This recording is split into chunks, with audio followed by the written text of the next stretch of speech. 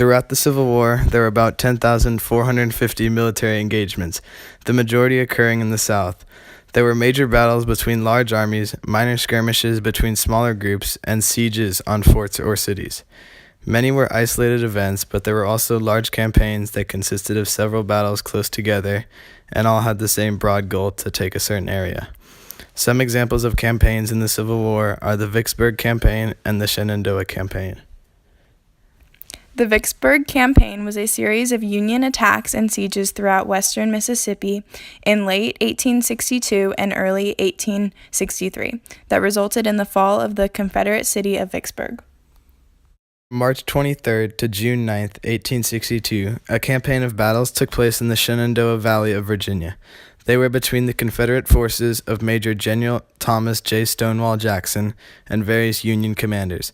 The outcome was in favor of the Confederates, despite them having less force. Several other key battles throughout the war include Fort Sumter, Bull Run, Antietam, Gettysburg, and Appomattox.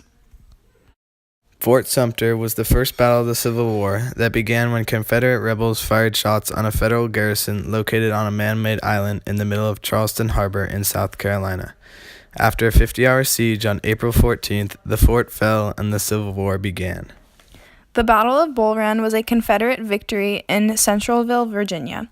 The battle took place on July 21, 1861, and was the battle that destroyed the Union's hope for a quick war.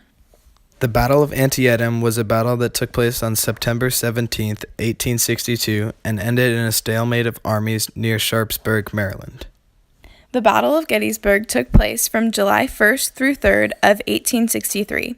The Union's army of the Potomac under General Meade was attacked by the Confederates' army under General Robert E. Lee as an attempt to bring war to the North. The Confederate eventually won after a massive number of deaths took place.